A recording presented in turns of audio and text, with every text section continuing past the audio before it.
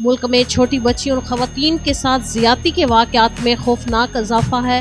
معاشرہ کس سمت جا رہا ہے، وجوہات کیا ہیں اور اس سنگین مسئلے کا حل کیا ہو سکتا ہے؟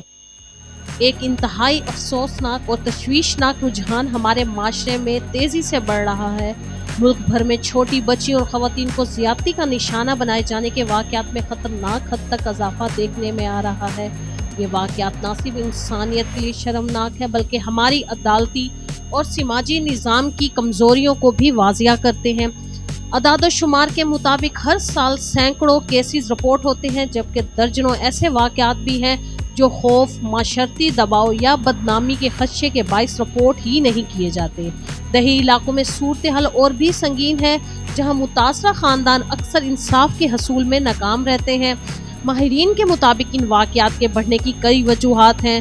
سب سے بڑی وجہ قانونی کمزوریاں ہیں۔ مجرموں کو بروقت اور سزا سخت نہ ملنے کے باعث معاشرے میں یہ تاثر مضبوط ہو چکا ہے کہ زیادتی کرنے والے انسان سے بچ نکلتے ہیں۔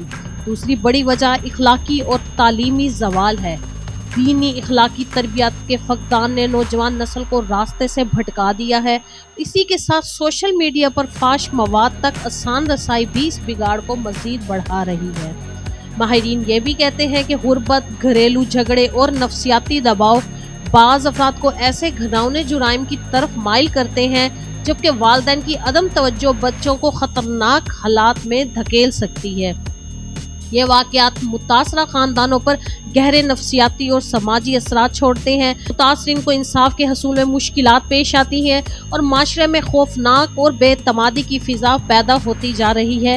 ماہرین کا کہنا ہے اگر حکومت اور ادارے اب بھی غفلت برتتے ہیں تو یہ مسئلہ مزید سنگین شکل اختیار کر سکتا ہے۔ ضرورت ہے کہ مجرموں کے لیے فوری اور سخت سزاؤں کا نظام نافذ کیا جائے، تعلیمی اداروں میں اخلاقی اور ذہنی تربیت کو فروغ دیا جائے اور میڈیا کو چاہیے کہ وہ اس مسئلے پر شعور بیدار کرنے کی مہم چلائیں۔